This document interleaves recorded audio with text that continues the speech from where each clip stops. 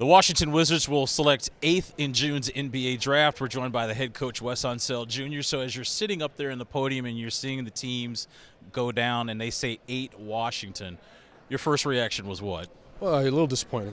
Obviously we would prefer to move up, have a chance at number one. Obviously a little bit of comfort that we didn't fall back. So, we landed pretty much where we expected. And, obviously there'll be a quality player in that range, but ideally walk away with the number one spot. You've been going through the draft process even before this, combing over film, probably doing more than what you've ever really done before.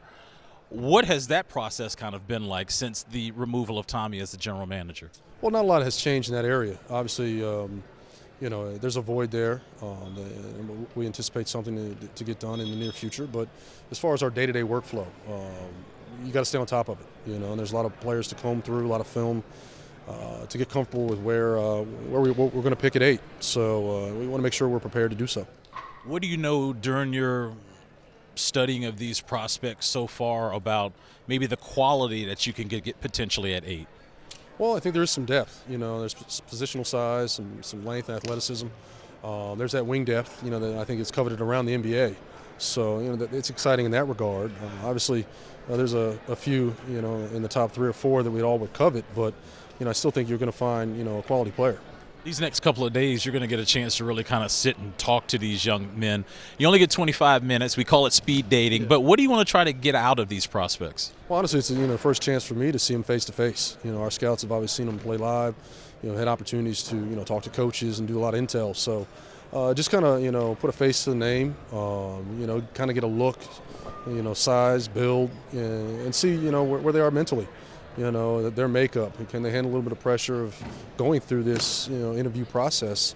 Honestly, for most of them, it's probably the first job they've ever interviewed for. So it's an opportunity for me to test a little basketball IQ, get on the board, comb through some clips, see what they see, and how they view things. I think gives you a little insight, but it's going to go quick. So you have to kind of hit the ground running and really be poignant with the questions we ask. You've always talked to me really about basketball IQ being really important. Listen, everybody can run, jump, and have athletic ability to make it to this level, but the IQ part of it, how important is that for a coach in the league? It's huge, and a lot of young players, it takes time.